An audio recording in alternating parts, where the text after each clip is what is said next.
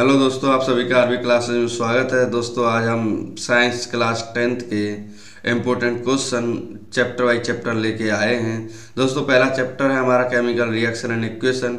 इस चैप्टर से हमारे important repeated question means simply जो पुराने अभी तक कई बार पूछे जा चुके हैं उन क्वेश्चनों को हम चुन चुन के क्वेश्चन लाए हैं।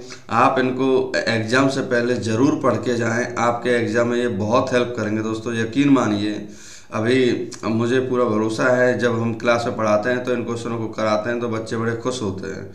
तो आप यकीन मानिए कि ये क्वेश्चन आपके एग्ज़ाम में बहुत हेल्प करेंगे। तो आइए दोस्तों हम करते हैं अपने शुरुआत चैप्टर की। तो चैप्टर में कौन कौन से क्वेश्चन हैं जो बार बार पूछे जाते हैं उनको देखते हैं दोस्तों। इसमें आप देखोगे साफ लिखा है हेडिंग में इम्पोर्टेंट रिपीटेड क्वेश्चन। तो पहला चैप्टर है केमिकल इक्वेशन एंड रिएक्शन। तो इसमें पहला क्वेश्चन देखते हैं दोस्तों।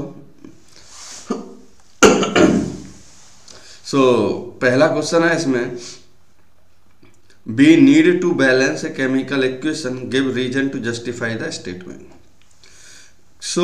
इसका मतलब क्या है, to obey law of conservation of mass. Simply ये एक नंबर में पूछा जाएगा तो आपको एक लाइन में ही जवाब देना है बस। We need to balance a chemical equation simply कहना चाहता है कि आप जो केमिकल इक्वेशन को बैलेंस करने के लिए सबसे ज़्यादा ज़रूरी क्या चीज़ है।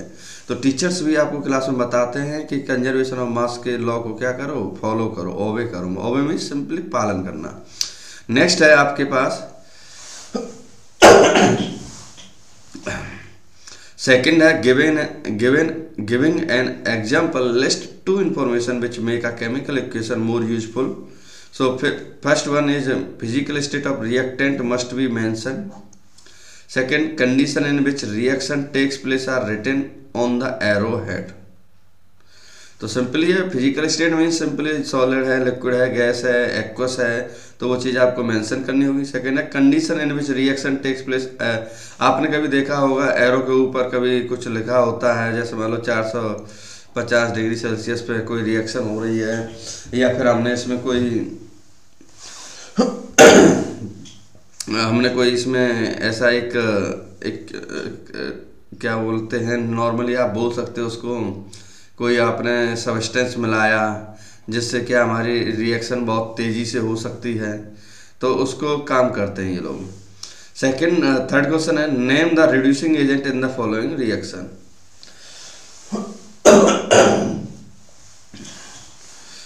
इसमें है 3MnO2 + 4Al gives 3Mn + 2Al2O3। आपको मैं एक बात बता दूं, ऑक्सीडेशन एंड रिडक्शन दोनों एक दूसरे के अपोजिट है। ऑक्सीडेशन का मतलब ऑक्सीजन का बढ़ना, मतलब ऑक्सीजन ऐड होती है, यहाँ से ऑक्सीजन क्या होती है, रिमूव। अब ऑक्सीडेशन जहाँ होता है उसी को हम क्या बोलते हैं, एक तरह से रिड्यूसिंग एजेंट, और इसे क्या बोलते हैं हम लोग, ऑक्सीडाइजिंग एजेंट। सिंपली मतलब है इस दोनों का।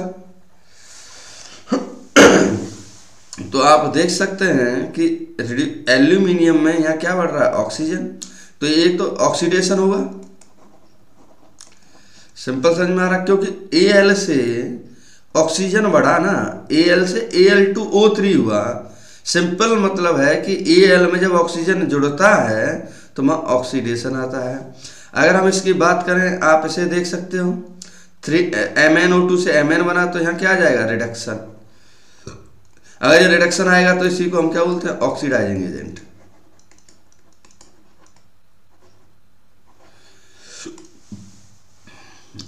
उम्मीद कर रहा हूँ दोस्तों ये समझ में आया होगा। अगर आपने नहीं भी देखा होगा तो मैंने जो ये बेसिक चीज़ बताई है तो इनसे भी आप समझ सकते हैं। क्वेश्चन नंबर 4 देखेंगे, why should magnesium ribbon be cleaned before burning in air. Simple पूछना चाहता है कि जब हम मैग्नीशियम रिबन को जब हम हवा के साथ इसे गर्म करते हैं, जलाते हैं, तो उससे पहले इसको क्लीन क्यों किया जाता है। तो बता रहा है to remove the layer of magnesium oxide. आप मालूम होगा कि अगर हम, जैसे आपने देखा होगा जो आयरन होता है, अगर आयरन को खुले में रख दें तो उस पर जंग लग जाती है। जंग क्यों लगती है, सिंपल आपको पता होगा, रस्ट जिसे हम बोलते हैं, कि कोई भी चीज़ अगर हवा में अधिकतर रखते हैं तो वो जो है ऑक्सीडाइज हो जाती है, मतलब सिंपल ऑक्सीजन के साथ रिएक्शन कर लेती है। तो उसको पहले हम क्या करते हैं, रब करते हैं, साफ करते हैं, और उससे फिर उसके बाद हम उसको ओरिजिनल शेप में जो होता है उसे ले आते हैं स्ट्रक्चर को। नेक्स्ट देखते हैं, what does one mean by exothermic and endothermic reaction. So exothermic reaction में क्या होता है, हीट इज इवॉल्व। इवॉल्व का मतलब होता है निकलना। देखो कार्बन के साथ जब मैं ऑक्सीजन, कार्बन सिंपली कोयला, आँच से पहले जो आप रखते हो वो ऑक्सीजन हवा की प्रेजेंस में, तो आपको कार्बन डाइऑक्साइड गैस मिलती है और हीट मिलती है। कार्बन डाइऑक्साइड गैस का मतलब क्या है, सिंपली जो आपको आँच से जो गैस निकलती है उसे कार्बन डाइऑक्साइड गैस बोलते हैं। और जो आप हाथ सेकते हो, इस टाइम जाड़े हैं, सर्दियाँ हैं, तो आप पूरा फायदा उठा रहे होंगे हीट का, तो वो हीट है। सेकेंड है N2 + 3H2, nitrogen plus hydrogen मिलकर क्या बनाता है, NH3। तो दोस्तों NH3 को हम ऐसे लिखेंगे, लेकिन इसमें ऐसे दिया गया है, सो इसमें भी हीट निकलती है। एंडो एक चीज़ और बता दूं दोस्तों, अगर एंडो और एक्सो में आप कंफ्यूज हो, एक्स माने पता होगा पुराना, कहते नहीं है ये एक्स है, ये एक्स है। कोई मान लो सर्विसमैन है तो वो एक्स, जब रिटायर हो जाते हैं तो वो एक्स सर्विसमैन लगा देते हैं। एक्स का मतलब है कि निकल चुकी है चीज़ें। तो निकलना मतलब क्या, हीट का निकलना। एंडो मीन्स सिंपली कि भाई एंडो है मीन्स सिंपली कि ये जो है हीट को क्या करता है, एब्जॉर्ब करता है। Heat is absorb. तो कार्बन प्लस सल्फर मिलके CH2 और साथ में हीट क्या करते हैं, ये लेते हैं। सिंपली हीट को आप यहाँ भी शो कर सकते हो कि ये हीट को क्या करते हैं, लेते हैं। यहाँ भी हीट को आप क्या कर सकते हो, जोड़ सकते हो, क्योंकि माइनस है ना इधर, तो इधर जोड़ोगे plus. N2 + O2 = 2NO gives हमको 2NO प्लस, ये हीट एब्जॉर्ब करते हैं। प्लस का माना है, प्लस का मतलब है निकलना और माइनस का मतलब है लेना। नेक्स्ट क्वेश्चन है, name the type of chemical reaction represented by the following equation. पहले लिखा है CaO + H2O गिव्स CaOH का होल ट्वाइस। तो ये क्या देता है रिएक्शन, आपको मालूम है, एक ये है जब दो सबस्टेंस मिलकर आपस में एक सबस्टेंस मिलाते हैं, नया बनता है। सिंपली मतलब है एक combination of reactant means simply two substances are combined with one, so that is called combination reaction. Second देख सकते हैं दोस्तों, BaCl2 + Al2SO4 का होल थ्राइस। तो आप देख सकते हैं इसमें Ba है और Al है, तो BaAl आपस में क्या कर रहे हैं, डबल डिस्प्लेसमेंट रिएक्शन कर सकते हैं, या फिर हम इसे प्रिसिपिटेशन रिएक्शन के नाम से भी जान सकते हैं। आपने देखा होगा रिएक्शन में भी दो अलग अलग टाइप होते हैं। यहाँ अगर डबल भी है तो साथ में प्रिसिपिटेशन भी बोल रहा है। तो अगर ऑप्शन मिले तो आप कोई सा भी इसमें से, दोनों में से, अगर दोनों आ रहे हैं तो बोथ आ जाएगा, अदरवाइज दोनों में से कोई एक भी आप टिक कर सकते हैं। नेक्स्ट देखेंगे दोस्तों FeSO4। देखो दोस्तों ये हीट जो दिया है ना, ये एरो के ऊपर जो लिखा होता है, हमें मिलता है Fe2O3 + SO4 + SO3। तो इसे बोलते हैं थर्मल डिकम्पोजिशन रिएक्शन। नेक्स्ट देखते हैं दोस्तों question number 7। In electrolysis of water, why is the volume of a gas collected over one electron double heat the double that of gas collected over the other electron? Simple मतलब क्या है इसका? It is because water contains hydrogen and oxygen in the ratio 2:1 में होते हैं। भाई आपको मालूम होना चाहिए ऑक्सीजन की मात्रा 1 होती है और हाइड्रोजन की मात्रा 2 होती है, तो हाइड्रोजन ज़्यादा अटैक करेगा। नेक्स्ट क्वेश्चन है आपके पास, ferrous sulphate crystals are heated in dry boiling tube. जो हमारा फेरस सल्फेट है उसको जब हम गर्म करते हैं तो Fe2O3 SO4 और SO3 तीन टुकड़ों में टूटता है। अब ये देखो, पहले फर्स्ट 2 ऑब्जर्वेशंस आर, एक तो चेंज इन कलर होता है और एक क्या स्मेलिंग आती है बर्निंग सल्फर की। सेकेंड है डिकम्पोजिशन रिएक्शन, मतलब टूटना। इसका डिकम्पोजिशन का मतलब है एक या एक से दो या दो से अधिक टुकड़ों में उसको तोड़ देते हैं सबस्टेंस में। नेक्स्ट क्वेश्चन देखते हैं दोस्तों हमारे पास 9 पूछा आपसे, what is observed when a solution of potassium iodide solution is added to solution of lead nitrate, name the type of reaction, write a balanced chemical equation. तो दोस्तों आपको ये ध्यान रखना होगा, बैलेंस्ड पे भी आपके क्वेश्चन आते हैं कि केमिकल इक्वेशन को आप क्या करना है, बैलेंस करना है। तो बैलेंस करने के लिए आपको बड़ा मज़ेदार क्वेश्चन दिया है। इसमें आपसे सब चीज़ें पूछ लिया वो, नॉर्मली 2 नंबर के क्वेश्चन में आप ये बता दो भैया क्या होगा, आप रिएक्शन का टाइप भी बताओ और उसे बैलेंस भी करो। तो आप देख सकते हो जब ये रिएक्शन हो रही होगी तो क्या ऑब्जर्व होगा, तो ऑब्जर्व के रूप में हमें yellow precipitate is form. Precipitate का सिंपली मतलब ये समझ लो कि जैसे आपने कभी समरसेबल से पानी भरा हो तो ऊपर पानी आ जाता है और नीचे हल्की हल्की सी बालू बैठ जाती है। जो ये नीचे जो बैठती है ना, इसी को हम प्रिसिपिटेट बोलते हैं, जो घुल नहीं पाती। अब इसकी रिएक्शन क्या है, लेड नाइट्रेट के साथ जब हम पोटेशियम आयोडाइड को मिला देते हैं तो ये मिलके हमें बनाता है lead iodide and potassium nitrate. So अब इसको बैलेंस करना है, तो बैलेंस करने के लिए देखो इधर 2 ऐड कर दिया और इधर भी 2 ऐड कर दिया, तो हमारी इक्वेशन क्या हो जाती है, बैलेंस हो जाती है। नेक्स्ट क्वेश्चन देखते हैं दोस्तों 10वां। Which products will be obtained when lead nitrate is heated, simply write balanced chemical equation for the reaction. So lead nitrate को जब हम गर्म करते हैं, सो गर्म करने के बाद lead oxide, nitrogen oxide and oxide, oxygen में क्या है ये टूट जाता है। और साथ के साथ बोला है कि इसको बैलेंस भी कर दो। तो बैलेंस करने के लिए देख सकते हो आप, बैलेंस का मतलब ये है दोस्तों सिंपल है, जितने मॉलिक्यूल इधर हैं उतने ही मॉलिक्यूल इधर होने चाहिए। आपको मैं हल्का सा हिंट दे दूं, पीवी के देखो यहाँ 2 हैं तो यहाँ 2 ही होने चाहिए, देखो इधर 2 हैं। ऑक्सीजन देखो 3, ये 3 दूनी 6 और 6 दूनी 12। तो आप देख सकते हो 4 दूनी 8, 8 और 2 10 और 2 12। अब नाइट्रोजन बचा तो 2 और 2 4, नाइट्रोजन के 4 होने चाहिए, तो ये रे देखो। तो इस तरह से हम क्या है, जितने इधर होंगे उतने ही आपके इधर होने चाहिए। नेक्स्ट देखते हैं दोस्तों,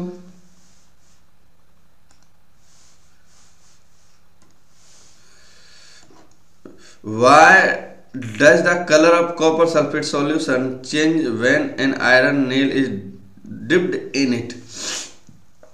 So it is because the displacement reaction takes place. Next question देखते हैं दोस्तों 12वां।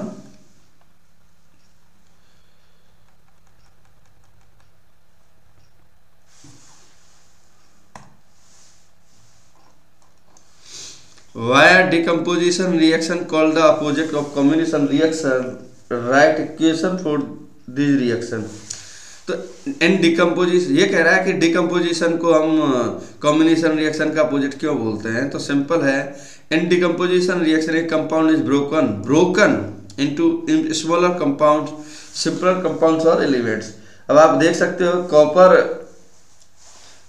आपके पास है CuCO3, इन ब्रैकेट में है, साथ में हीट है, तो CuO + CO2।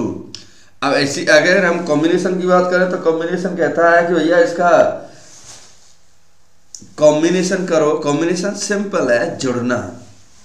इसमें लिखा है कि 2 or more elements compound combine to form a new compound, तो N2 + 3H2 gives 2NH3।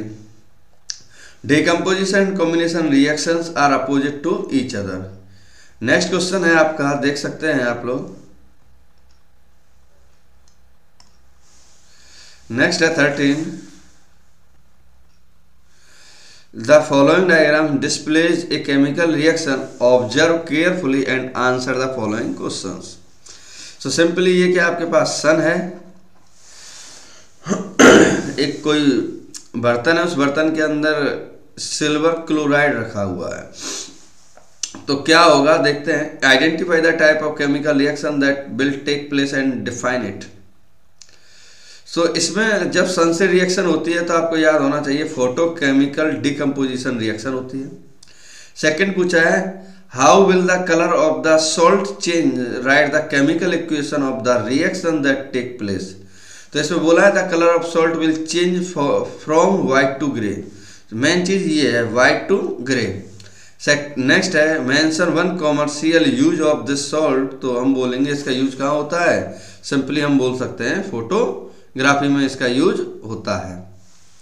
Next देखते हैं दोस्तों question number 14। What is rancidity? Mention any two ways by which rancidity can be prevented. दोस्तों इस बार ये सिलेबस में cut चुका है, लेकिन ये जो है आपके बुकों में दिया गया है। जैसे सिंपली बोल सकते हैं ओसवाल में, एजुकार्ट में, या फिर हम बोल सकते हैं अरियंत पब्लिकेशन में, तो इन सभी में ये दिया है। तो दोस्तों ये इसलिए हमने इसको इसमें ऐड किया है। सो आप देख सकते हैं what is the rancidity, mention any two ways by which rancidity can be prevented. So rancidity का मतलब होता है किसी चीज़ का खराब हो जाना, और खराब क्या होती है? खाना। तो spoilage of food containing oil. Prevention antioxidant oxidants का काम करता है, और air tight container in refrigerator. Next question देखते हैं दोस्तों 15वां। A solution of substance X is used for white washing. What is the substance X and state the chemical reaction of X with water. So इसमें आप देखेंगे x का जिसका नाम है उसका नाम है कैल्शियम ऑक्साइड। जब ये रिएक्शन करता है तो आप देख सकते हैं क्या मिलता है। नेक्स्ट है define combination reaction, give one example of combination reaction which is also exothermic. X देखो दोस्तों याद करो, एक्स वन निकलना। A reaction in which two elements और compounds combine to form a single compound is called combination reaction. So simply CaO को H2O के साथ मिलाते हैं तो हमें CaOH2 प्लस हीट दोनों मिलता है। सो ये पूछ रहा है कि define combination reaction and give an example of a combination reaction which is also exothermic. Simple वो कहना चाहता है कि एक तो कॉम्बिनेशन भी हो और एक्सोथर्मिक भी हो, दोनों से रिएक्शन में इन्वॉल्व हों, उसी को हमको रिएक्शन का लिखना है। तो दोस्तों इसमें मेन चीज़ मैं आपको बता दूं कि रिएक्शन याद रखना बड़ा टेढ़ा है भाई। कितनी रिएक्शन याद रखोगे, ये सबसे बड़ा सवाल उठता है 10th के बच्चों के लिए। तो दोस्तों आपको सिंपली सब यही कहते हैं कि इनको याद रखो, और याद करने से ही आपको समझ में आएगा। नहीं तो दोस्तों मैं जो है ओनली इम्पोर्टेंट रिएक्शनों की एक अलग से वीडियो बनाऊंगा। फिलहाल ये चैप्टर चल रहा है, चलने दीजिए, इन्हीं के बीच में एक अलग से वीडियो बनाऊंगा कि हम जो है रिएक्शंस को अगर एक जगह रख लें तो एक जगह आपके काम आ जाएं वो चीज़ें, जब पढ़ो तो रिवाइज के तौर पे वो काम आए आपके। नेक्स्ट देखते हैं क्वेश्चन नंबर 17 में। Why is respiration considered as an exothermic reaction. Simply है तो it is because heat is evolve during respiration.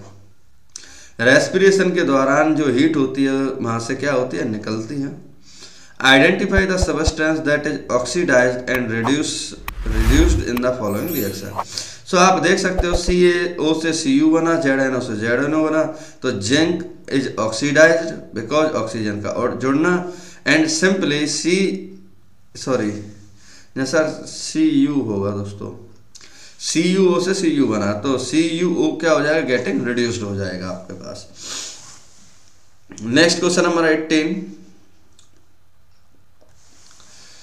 पूछ रहा है आपसे, translate the following statement into chemical equation and then balance. दोस्तों balance, hydrogen gas combine with nitrogen to form ammonia. So simply आप देख सकते हैं हाइड्रोजन गैस को नाइट्रोजन के साथ करते हैं तो NH3 बनता है। हाइड्रोजन को जब मैं नाइट्रोजन के साथ रिएक्शन करूंगा तो मेरे पास NH3 बनेगा। अब बात आती है दोस्तों इसको बैलेंस करने की। यहाँ हाइड्रोजन के 3 है लेकिन यहाँ 2 हैं, तो मैं यहाँ 3 कर दूंगा। कितना, 3 दूनी कितना होगा था, 6 होगा आपका, तो मैं यहाँ कितना कर दूंगा 2NH3। तो आप देखोगे ये इस तरह से बैलेंस हो जाती है। दोस्तों आपको संतुलन बैलेंस करना आना चाहिए, बहुत जरूरी है बैलेंस करना, क्योंकि ऐसे ही क्वेश्चन पूछे जाते हैं थ्योरेटिकल, वो आपसे बैलेंस भी करवाएगा। एग्जामिनर कितना चालाक है आप देख सकते हैं कि आपसे एक तो केमिकल इक्वेशन पूछा है, फॉर्मूले पूछे, और साथ के साथ उसको बैलेंस भी करवा रहा है। ये होता है दिमाग एग्जामिनर का कि बच्चा बैलेंस करे तो करे, लेकिन उसके साथ में अगर हम थ्योरी लिख देंगे, थ्योरी को ट्रांसलेट करो फॉर्मूला में। ये चालाकी का गेम खेल रहे हैं एग्जामिनर। तो hydrogen sulphide gas burns in air to give water and sulphide और dioxide. So H2S plus 3O2 gives SO2 plus H2O। दोस्तों इसको भी हमें क्या करना है, बैलेंस करना है। तो बैलेंस में आपको ध्यान रखना होगा सिंपली इसको। थर्ड देखते हैं इसका, नेक्स्ट है बेरियम क्लोराइड। बेरियम क्लोराइड में आप देखोगे कि barium chloride reacts with aluminium sulphate to give aluminium chloride and a precipitate of barium sulphate. तो ये चीजें हमको समझनी होंगी कि कैसे इसमें दिया गया है। सो आप देख सकते हैं रिएक्शन दी गई है इसमें, बेरियम क्लोराइड प्लस Al2SO4 का whole thrice gives AlCl3 plus BaSO4। तो ये प्रिसिपिटेट का काम करेगा। अगर एरो का साइन ऐसा दिया गया तो उसे हम प्रिसिपिटेट बोलते हैं, प्रिसिपिटेट। नेक्स्ट देखते हैं दोस्तों, potassium metal reacts with water to give potassium hydroxide and hydrogen gas. तो potassium hydrogen mean simply water के साथ रिएक्शन करता है तो KOH प्लस H2 बनता है, और साथ के साथ हमें से क्या करना होता है, बैलेंस करना होता है। नेक्स्ट देखते हैं दोस्तों इसी में, write the balanced chemical equation for the following and identify the type of reaction in each case. तो potassium bromide plus barium iodide gives potassium iodide plus barium. So हमें इसकी रिएक्शन क्या बनती है, सेम ऊपर वालों की तरह है, 2KBr plus BaI2 2Ki plus BaBr2। Simply आपसे बोलना चाह रहा है कि इसको बैलेंस करो। सेकंड है जिंक, जिंक कार्बोनेट को zinc oxide plus carbon dioxide में मिलता है। सिंपली इसी को भी हम बोल सकते हैं हाइड्रोजन प्लस क्लोराइड को 2HCl। एंड लास्ट है मैग्नीशियम को जब HCl के साथ कराते हैं तो MgCl2 प्लस H2 बनता है। तो दोस्तों इस तरह से ये रिएक्शन हमारी फिनिश होती हैं। तो दोस्तों हमारी यहीं तक रिएक्शंस हैं सभी कंप्लीटेड। तो इस तरह से आप इनको देख सकते हैं। दोस्तों भरोसा मानिए ये आपके बोर्ड के रिगार्डिंग वेरी वेरी इंपॉर्टेंट है, आप इन्हें जरूर पढ़ें, आपके हेल्प 100% होगी इन क्वेश्चनों में से। तो दोस्तों जो बच्चे जीवन में सफल होना चाहते हैं उनके लिए कुछ बातें बोलना चाहता हूँ। जीवन में सफल होना है तो 4 वाक्यों को, 4 शब्दों को कचरे के डिब्बे में डाल दो। दोस्तों ध्यान से सुनिएगा, बहुत अच्छी लाइनें हैं। जीवन में सफल होना है तो 4 शब्दों को कचरे के डिब्बे में डाल दो। पहला तो ये है कि लोग क्या कहेंगे आपके बारे में, तो उस चीज़ को आप छोड़ दो कि आप जो है लोगों की परवाह करो, लोग क्या सोचते हैं उनके बारे में सोचो। तो अगर लोग उनके बारे में सोचेंगे तो सोचो, उनके बारे में कौन सोचेगा, ये आपका काम नहीं है सोचना। आप पढ़िए, दमदारी से पढ़िए और माँ बाप को दिखाइए कि हाँ हम में कुछ दम है। अगर दम है तो ईमानदारी से पढ़ना स्टार्ट करिए। अभी 1 महीना बचा है, 1 महीने में आप ना जाने क्या से क्या बदल सकते हो। जो बच्चा पूरी साल पढ़ा हो और वो लास्ट के 1 महीने ना पढ़ा हो तो वो बेकार है, उसकी पढ़ाई सबरी। तो पहला है लोग क्या कहेंगे, तो इस शब्द को दिमाग से निकालो। सेकंड है मुझसे नहीं होगा। कुछ बच्चे सोचते हैं कि SST टफ है या इंग्लिश टफ है या साइंस टफ है या मैथ टफ है। दोस्तों कुछ भी टफ नहीं है, बशर्ते अपने मन में ईमानदारी हो कि हम इस चीज़ को पढ़ सकते हैं और सॉल्व कर सकते हैं, तो ईमानदारी इस पर मेहनत करिए। तो मुझसे नहीं होगा ये शब्द तो कभी बोलिए ही नहीं। अभी इस टाइम एक मूवी आई थी 12th फेल, तो ईमानदारी से उस मूवी को देखिए और आपको विश्वास होगा कि इसमें भी बंदे में दम था, गांव का बच्चा था, कैसे उसने मेहनत की, कितनी बार वो फेल हुआ, 12 में फेल हुआ, फिर एग्ज़ाम जब दिया उसमें भी फेल हुआ, लेकिन हार नहीं माने, रीस्टार्ट, दोबारा से उसने स्टार्ट किया। तो दोस्तों मेहनत करो, जम के करो, ईमानदारी से करो। मुझसे नहीं होगा ये शब्द निकाल दो। तीसरा बड़ा अच्छा है, अभी मेरा मूड नहीं है इसे करने का। दोस्तों मूड कोई चीज़ ऐसी नहीं है कि हम जो है मूड बनाएं इन चीज़ों के लिए, हर टाइम लगे रहो। मूड नहीं है तो मैथ लगाओ, मैथ में इंटरेस्ट जगाओ। आप जो है यूट्यूब पे तो बहुत सारा मटेरियल पड़ा हुआ है, आप कहीं से भी कुछ भी पढ़िए, आपको कोई रोकने वाला नहीं है। आपके पास तो इतनी सुविधाएं हैं, अब जो है घर बैठे आप सब चीज़ें देख सकते हो, सीख सकते हो। तो मुझसे नहीं होगा या फिर मेरा अभी मूड नहीं है, तो इन चीज़ों को दिमाग से निकाल दो। चौथा है मेरी तो किस्मत ही खराब है। बहुत सारे बच्चे बोलते हैं कि भाई ये तो किस्मत के ऊपर है, तो मैं ये बोलूँगा मेरी तो किस्मत ही खराब है। तो इस शब्द को दिमाग से निकालो। दोस्तों तुम पॉजिटिव सोचोगे तो दिमाग हमारा एनर्जीफुल रहेगा, एनर्जीफुल रहेगा तो सोचो मज़े कितने आएंगे। तो हमेशा पॉजिटिव वे में रहो, नेगेटिव चीज़ें निकालो दिमाग से। और अगला है दोस्तों इसी में, अगर ये जो 4 वाक्य जो अभी बताए जो आदमी को आगे बढ़ने नहीं देते हैं, तो समझो सिंपली, चलो उठो और आगे बढ़ो, क्यों सुस्त पड़े हो, जो पाना है उसे पाने के लिए पूरी ताकत झोंक दो, तुम्हें आगे बढ़ने से कोई नहीं रोक सकता। दोस्तों मेहनत करो जम के, इतनी मेहनत करो 1 महीने के अंदर कि भाई अलग ही मज़ा आ जाए, माँ बाप भी कहें कि हाँ भाई हमारे बच्चे ने मेहनत की है। रिजल्ट जो भी हो, रिजल्ट की परवाह मत करो, मेहनत पे करो। जो कहते नहीं है, एक कहावत है गीता में कि कर्म करते रहो फल की चिंता मत करो। तो दोस्तों कर्म करोगे ईमानदारी से, फल तो अपने आप अच्छा आएगा। थैंक यू दोस्तों, धन्यवाद।